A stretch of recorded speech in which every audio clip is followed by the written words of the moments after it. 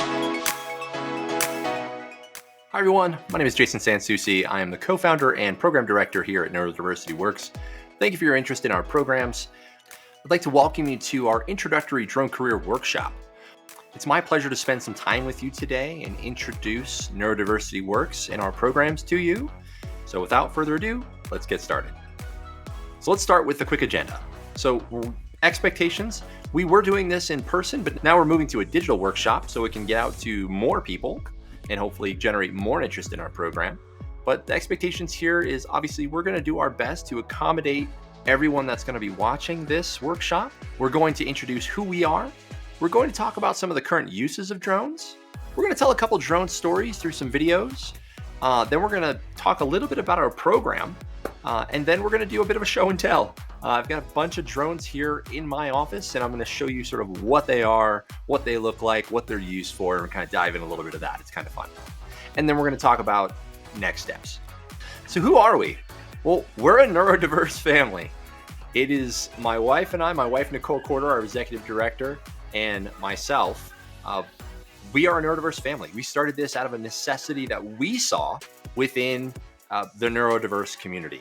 Our son, pictured in these photos, is autistic and has some other special needs. I am a late diagnosed autistic. I'll tell him more about me here in a little bit, but we saw a gap, we saw a need, so we decided to do something about it. So I look forward to telling you more about our program.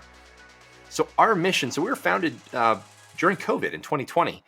We are a 501c3 organization, so we are a nonprofit, a charity. It is the two of us.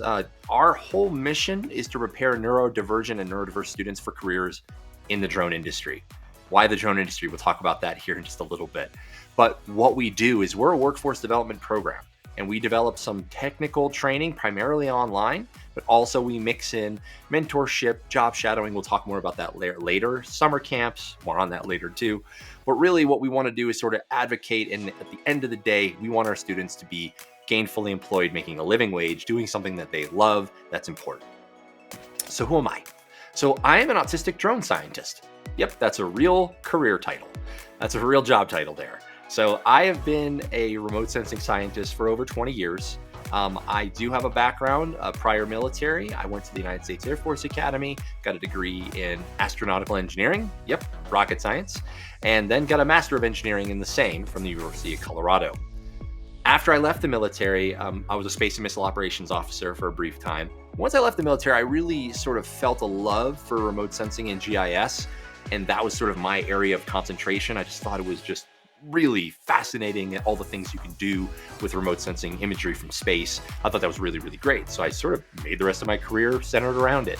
I have a lot of different certifications. I am the co-founder of this nonprofit. I sit on several boards. Really what you just should know about me is I have been doing this for a very long time. 12 years in the commercial drone industry is a lifetime, and it is my day job. It is my career. So I'm here to be your first mentor, to show you as part of the community, my lived experience. I want to share it with you. Share my experience, strength, and hope with you as you dive into this program and learn more about it. Just a fun fact. So I do have a podcast called Do You Know Drones? You can catch it out wherever You can catch it wherever you see your podcasts, Spotify, Amazon, YouTube, wherever it is. It's just kind of a fun, creative expression outlet for me. But I try to get out there to showcase what the industry is about and have fun conversations and hear more stories. And a fun fact is I was once a roller derby daredevil. It's true. So we get asked all the time, what is the focus of this program? So you've probably heard of drones. There's a lot of defense and intelligence applications for drones, but more lately, there's been more drones for good. And what that means is more like humanitarian, law enforcement, inspection, surveying, mapping, all of the sort of good uses for drones. And our program is all about those uses. We don't really dive at all into military applications. We're all about the drones for good mission. So we're showcasing how enterprises and commercial businesses over the world are using drones. So as we get started, let's talk about a few of the current uses of drones that are out there right now. So here are just a few. One of the big ones and the biggest text on the screen is, from my point of view as a remote sensing and geographic information science scientist, we make maps. We use drones to capture data to make maps. Big maps, little maps, and when I mean maps, and we'll talk way more about that once you become a student, what types of maps we make. But that is one of the primary use cases today. The other one is film movies. Now, you may think they use helicopters for their aerial shots. Well, drones are cheaper and there's not an actual person.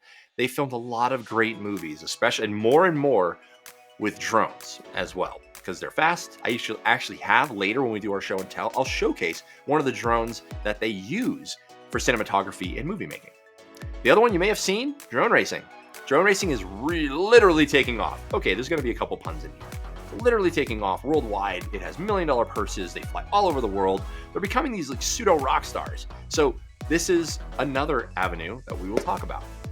And another one that you've probably seen, heard throughout, maybe from your parents, maybe yourself, is real estate. They're using drones to take pictures from different perspectives, aerial images of properties to showcase where it is, and all of those things. You get different angles, viewpoints, show outbuildings. It's really popular for real estate right now. Some of the other ones. Did you know that they're using drones to replace fireworks? You may have been to a drone light show. If you haven't, highly recommend it. A lot of fun. Well, fireworks are dangerous. They're explosions. Drones, and you can only use fireworks once. Drones you can reuse multiple times. They're environmentally friendly. They don't just explode in the air, and there's very little or no fire risk. And they're kind of fun. You can make really cool moving movies in the air. So it's a lot of fun to be able to use those. We use them during coronavirus, during the heat of COVID-19. They were using them to fight coronavirus. Some of the things they were doing for that is they were essentially sanitizing. They were using larger drones with spray nozzles to sanitize stadiums as people were starting to come out of COVID.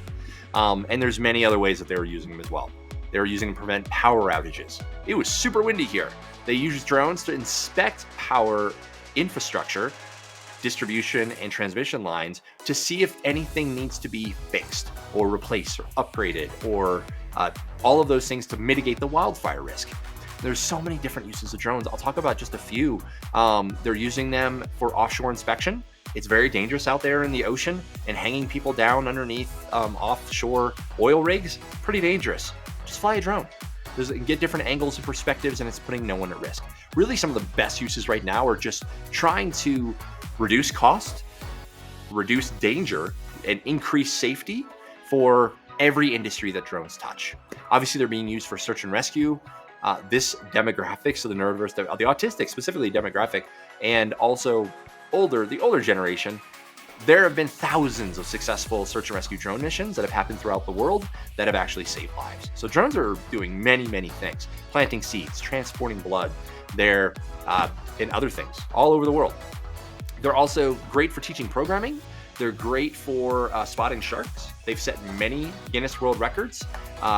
They're just, you can play soccer with drones. You can just do saving koalas, delivering car keys, literally doing drone album drops. So many different things that are out there for drones. Really, almost every industry you could possibly think of, there's an application. So what is our program? So our program starts with this workshop, and it gives you an overview of the industry, right? Talking about some of the training, the educational requirements, some of the use cases, and give you a little familiarity with some of the tools of the trade, right? So obviously, this is an online session. We've moved to online because we want to get this out to as many people as possible. So all of you viewing, thank you again for being here.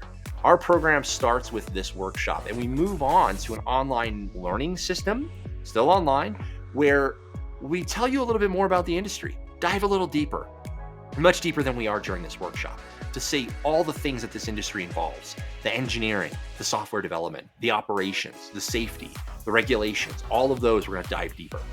And we give you an opportunity to get certified as an FAA Part 107 pilot. You actually get your commercial drone license as part of our program. So that's another big piece of it. And then once you have that, there are paid job shadowing opportunities throughout the state, throughout the region. So there's opportunities there as well. The next part of our program is, we know that there are I've been doing this for 12 years. There are a lot of very well-paying jobs in this industry in a wide variety of different roles. And we'll talk more about that later. But there's kind of a shortage right now of qualified applicants, people that have the right stackable certifications, that have the right foundational knowledge, that have the right mentorship, that have the right experience. So this program is really designed to help put those in place for you. We also have a paid apprenticeship. We have a new registered apprenticeship program. It is the second of its type in the United States for drone operations, where it's a 2,000-hour paid program. We'll talk more about it, but it is the culmination of what our program is designed for, and that is actual paid employment through competency-based model, working with a local employer. So we also pair one-on-one or one-on-many mentors and provide sort of opportunities to learn about what real people are doing in this industry, whether they're neurodivergent or not. You probably won't be surprised to learn that a lot of this industry, a lot of the tech industry, full of undiagnosed neurodivergent people. So you're in good company. So this program is really sort of designed around supporting and accommodating us and you. So this is what it's really for. So obviously at the end of the day, we want you to be employed. We want you to get so excited about this industry that you're ready to jump in and take whatever the next steps are to be an important driving force within this industry. Because I believe, and we believe here, that this industry needs people that think differently. Well, that's you. So we're ready to invite you into this industry through this workforce development program that'll help prepare you for success. A little bit more about the apprenticeship program. So I mentioned it was a 2,000-hour, 1-year paid employment program with a local employer. So we have a work process approved by the U.S. Department of Labor and the Colorado State Apprenticeship Agency that will allow you to check boxes off. And when you're done with the program, not only will the employer likely just keep you employed, but you're going to end up with this certificate that'll say, I have 2,000 hours of experience. This is worth its weight in gold. No one has this in the industry. You will be one of the first. So this is something that we believe is very important, and this is where our program culminates. This is a competitive process. You actually have to apply, interview with a real employer. But luckily those employers, most of the ones we're working with now, all the ones we're working with now, they have neurodiversity hiring programs. So they get it. So they're ready to support and accommodate you as you go through this apprenticeship. That's really exciting. So let's go back a second. So what is this whole Part 107? Part 107, it's actually 14 Code of Federal Regulations. Part 107 is the subpart of the regulation that defines what you need to do to qualify to be a licensed commercial drone operator in the United States of America. So there's a few rules. We're only going to touch on the very basics right now, but to be able to do this and make money, you have to be able to see your drone. That's visual line of sight. When I'm flying it, I have to be able to see it. So I can't see it when it's flying in clouds. I can't see it when it's flying around a building. I can't see it when it's flying through trees. I have to be able to see it the whole time, not just to see where the drone is, but to see what the drone could possibly run into or what could possibly run into the drone. So it's a safety issue, right? Think of it as I need to have sort of a visual leash on my drone at all times. I can only operate one UAS at a time. So right now there are waivers for all of these things, by the way. They're becoming easier to get, but where you start, this is where all of these rules will be what guides you for the next few years, right? Your employer that you work with likely may have some of these exemptions and waivers, and you'll work into them as you understand their safety case and use case in their industry. You have to yield right away to crewed aircraft. That makes sense. There's people on them. You don't have a person on yours. If you fly your drone into them, it could hurt them. So that's just a rule, right? And you probably don't want to lose your drone. Some of these drones, the ones I'm going to show you later, they're pretty expensive, pretty hard to replace. It takes a long time. So you may not want to do that just for safety. So they always have right of way. If there's a crewed aircraft flying through your airspace where you're flying, you should land. Just a good idea, or get well out of their way. You also have to have your remote pilot certificate. So you have to have passed and received your Part 107 certificate to be legal. So that's part of your Part 107. And whenever you fly, you have to have it on you at all times. And some other things that you need as well, like your registration. You have to register your drone that you're going to be flying, maybe multiple drones, with the FAA. There are over 1.7 million registered drones in the United States as of 2024. You have to have all of your drones registered so they know what's out there, so they understand how they need to continue to develop regulations to keep the national airspace safe. And the last one is, if you're working in controlled airspace, you need prior authorization. Now, we're going to talk about this in other lessons, but that means you need to tell someone where you're going to be operating, and they have to say yes. When I mean in controlled airspace, I primarily mean around airports, military installations, anywhere where planes are flying really low. you're likely going to need to have special permission to be able to fly there. Some of it can be really easy, as at a button click and you're automatically approved. Others could take you a little while to get manual authorization, demonstrate the safety case, understand what you need to do, work it into your checklist, and get it done. So there's a lot. So these are just the basics of the Part 107 operating rules as an operator to be able to fly a drone and make money. So now we're going to introduce our summer camp. So I'm going to come off screen and I'm going to show you this quick highlight video.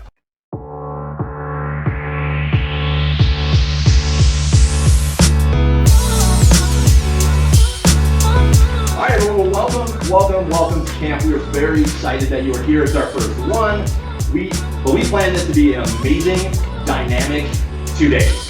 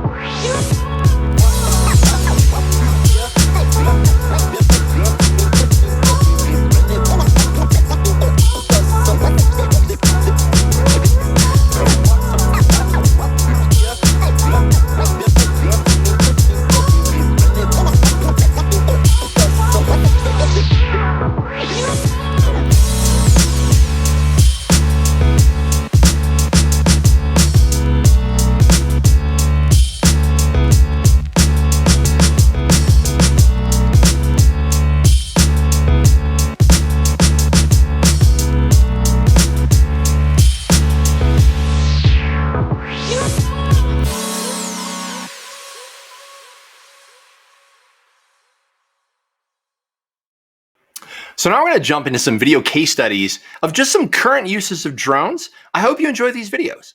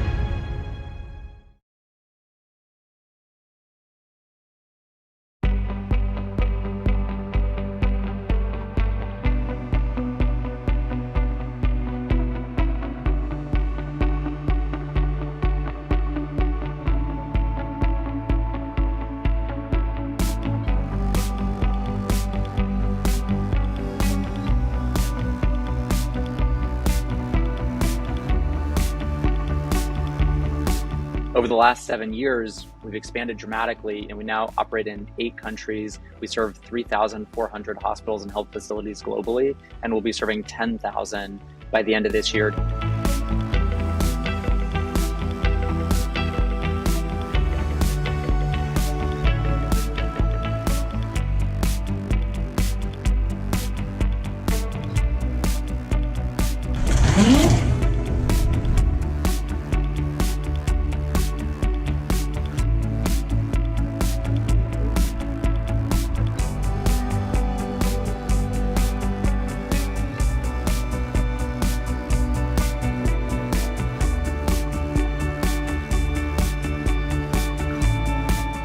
The aircraft is a vertical takeoff and landing hybrid. And then we use something called a droid that enables us to silently and very, very gently place packages at 99% of homes with dinner plate level accuracy. So that means we can deliver onto your front doorstep, onto table in your backyard. So this is the droid that comes down from the zip. So if you have a larger space to deliver to and 50 miles away, platform 1 is going to be the right way to do that. Platform 2 is going to be the right way to make deliveries in denser settings.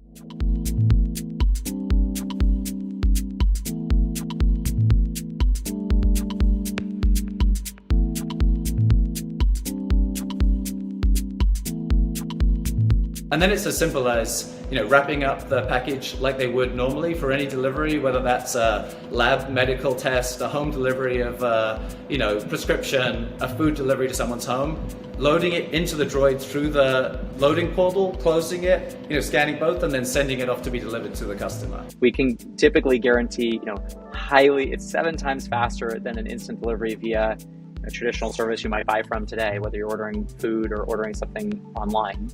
It's much faster, it's zero emission, and it's way more reliable.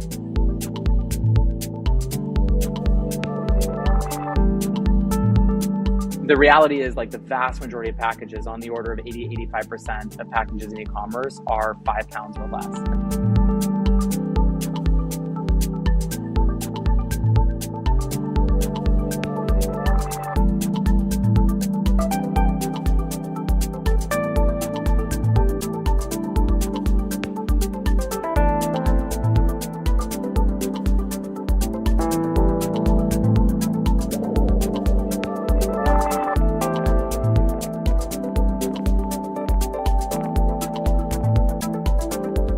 It isn't philanthropy, it's about sustainable business models we can actually use to expand access both to healthcare as well as a variety of other economic opportunities to people on Earth who have typically been ignored by logistics networks or by technology companies in general.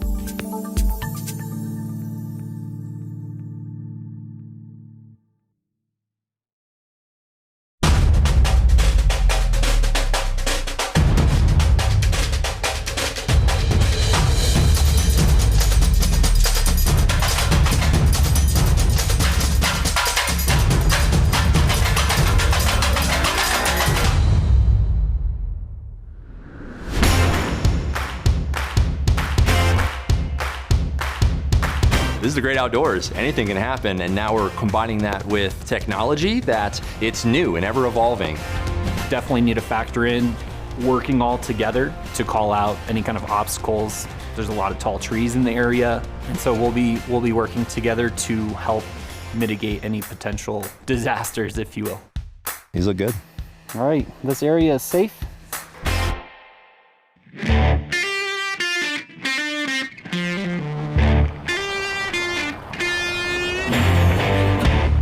So this morning we are off to Ski Road, which is in Allen's Park, south of Estes Park. And it's a wildland urban interface area with some aging distribution equipment.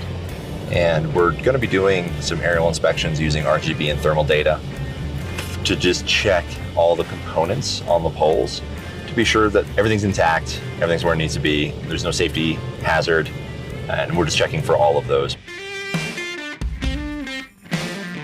One of the main hazards that we encounter always, as Part 107 commercial pilots, is line of sight. We have to make sure that we maintain visual line of sight at all times.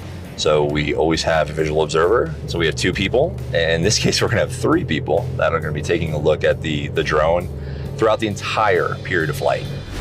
Flying this close to powered equipment with trees all around you, with wind, all of that, it complicates the matter. So we have to really focus on the mission.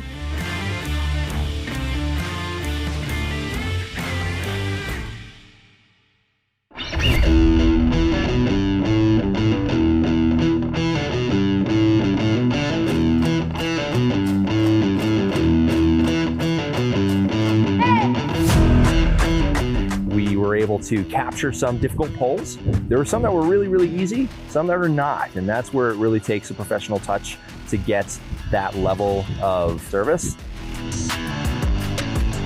This mission was a big success. The utility is going to make good use of this data, and we're going to pass along all of this imagery in a report form and the raw imagery to the utility for further inspection and just for documentation.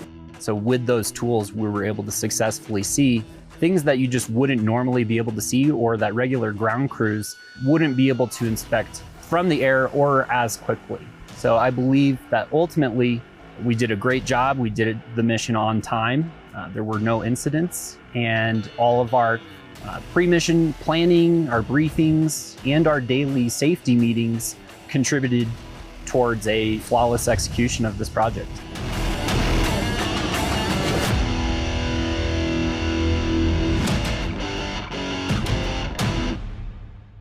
We're going to move on to a live show and tell. So I'm going to come on the full screen and I'm going to show you some of the equipment that I have here in the office that's used for commercial drone operations. You can see the sort of the size, the scope, what it looks like, what type of flying device it is, what type of sensors are attached, how long they fly, and what type of missions that we typically fly them for.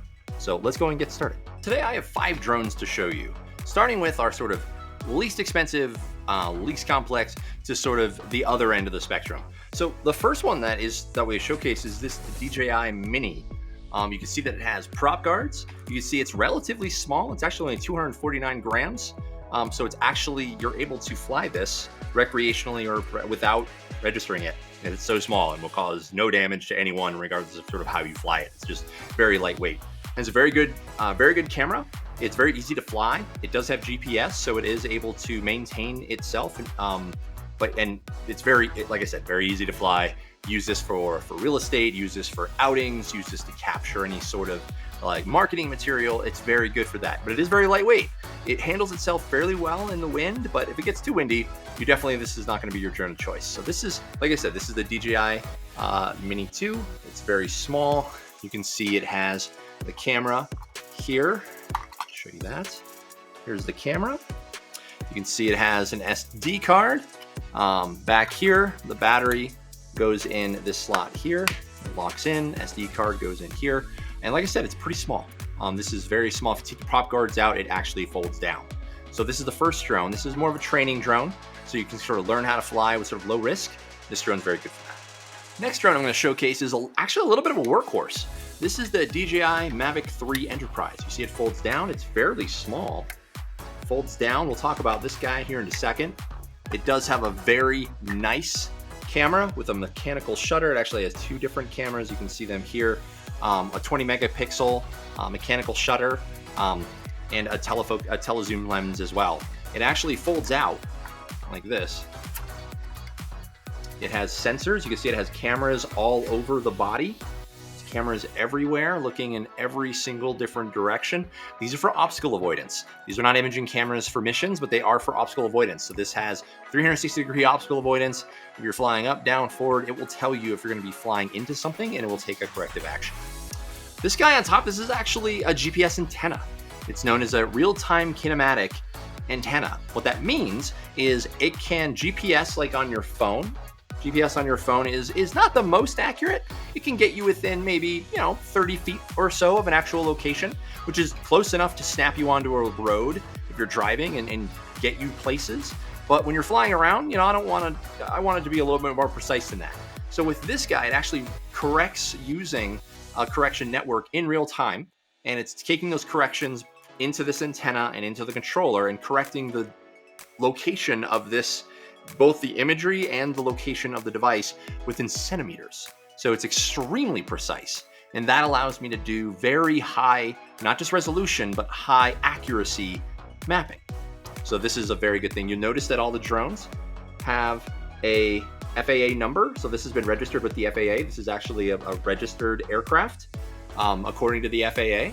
The battery goes in the back here, as does the SD card in this little slot here. Goes in there. This is a workhorse. This thing can fly for 30-40 minutes. It can map thousands of acres in a day, and this is just a workhorse, right? And it's very easy to use. It operates the same as that DJI Mini. It's just a little bit bigger, a little bit more robust, more safety systems, and just better equipment. So this is the DJI Mavic 3 Enterprise. Now hold on, this one looks almost the same. So this is still a Mavic 3 Enterprise, but it has a different camera. This actually has a thermal camera. So this is the Mavic 3 Thermal. It looks exactly the same, operates exactly the same as the Mavic 3 Enterprise. Same flight characteristics, everything's the same. I can still put the RTK in this port on top. It just fits right in there. But it has 3 different cameras. It has a zoom camera, so I'll pull it back here. It has a zoom camera, it has a wide camera, and it has a thermal camera. Now, a thermal camera, you may ask, I can actually, just for simplicity, I can see heat. I can measure temperatures. This is a radiometric thermal, so I can use it to measure temperatures accurately from a distance without being in contact with that material. So this is really good for a lot of different applications, not just mapping, but mainly inspections. So the other drone, the Mavic 3 Enterprise, really great at mapping areas, really great at monitoring, and I want to see something really up close and create very high fidelity maps for surveying. This guy, or engineering, this guy is used for inspections and monitoring. I can see if something is getting too hot, it might fail. This is very important for that. So also doing rooftop inspections, doing solar inspections. This thing is an inspection workhorse. And like you said, like I said earlier, it looks exactly like the other drone. So it's also registered with the FAA. I will just show you that here. It just folds out, it's very small. Also has an FAA registration number. So these two drones I use all the time. They're kind of the workhorses of the commercial drone industry right now. And so let's move on to the next one. So I told you that there were drones that were used in Hollywood. So this drone right here is one of those drones that is used all the time in Hollywood. This particular drone is the DJI Inspire 2. This is also used for, you can see it also has the FAA number on top. But it has this camera, this payload right here. This is the Zenmuse X7. This is a very high-end telephoto zoom camera used for cinematography and inspections. The image is outstanding. This entire drone, it can fly for maybe 20, 30 minutes, but it's able to fly very, very fast. Now, where these drones can fly somewhere around, usually around 20 miles an hour, this guy can usually do 40, 50, 60 miles an hour if you put it into sport mode. And the camera is able to keep up with that. So this is the DJI Inspire 2. There are many others like it, the Inspire 1 and the Inspire 3, that are able to do very similar missions with a similar payload, similar sensors. But this guy is being used in Hollywood today. Now, all of the drones that I've shown thus far have been more quadcopter style drones, as in it's more of a helicopter. This guy is a fixed wing drone.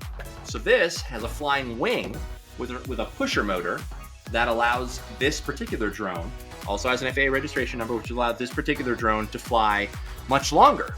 So about an hour compared to its quadcopter, the quadcopter type drones. It also has RTK and PPK capabilities. The camera is underneath here. I don't currently have a camera in it, but that's where the camera would go. And here's where all the electronics would be. This is where you would put the camera. This is where you would put the battery.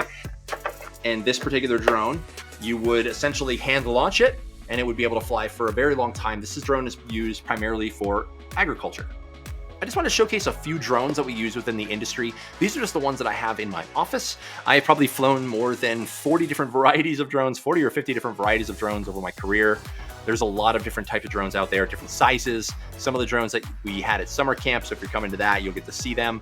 They can fly for 13 hours at a time. They're huge. There's agricultural spray drones. There's a wide variety of different drones that are available. But I just wanted to give you sort of this live show and tell, just what I had in my office, of different size, shape, missions of different drones that are out there. So what does it take?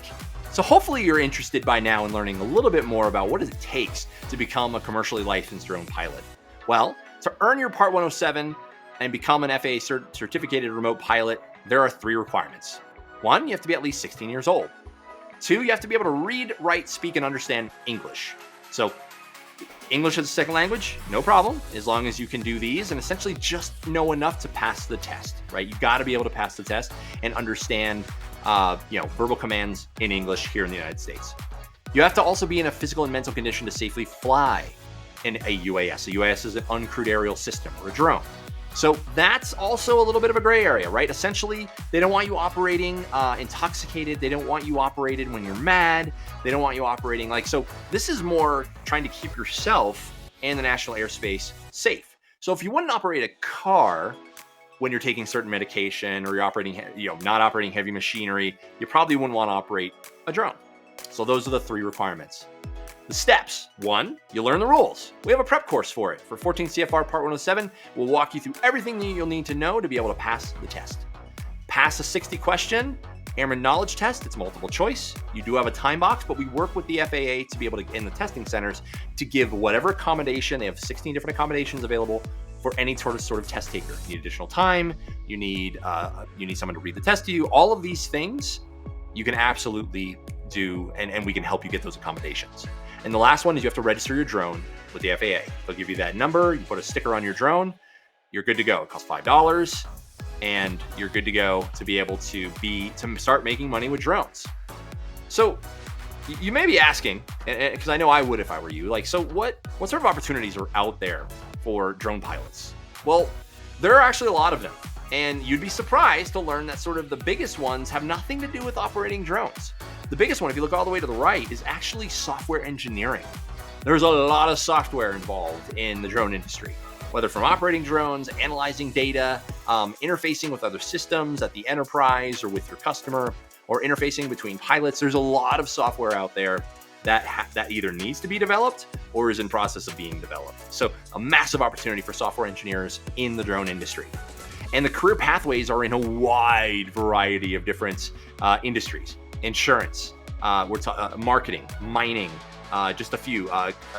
Drones for first responders, logistics, warehouses, search and rescue, forestry, humanitarian missions, environmental missions. There's so many, obviously Hollywood, uses drones all the time. So there's a lot of different applications for drone technologies. I would bet that you could not name an industry that I could not give you a use for drones for. That's really exciting. And you know what's really, really fun? And I say to people this all the time. I believe the industry has gotten to about maybe 2% of its overall potential. It's going to take people like you to move us all the way to where we fully have a strong, innovative industry. All these ideas are going to be coming from you. So that's what's kind of exciting about this industry. It's not something that's fully established. It is something that is growing very rapidly, and there's great opportunities.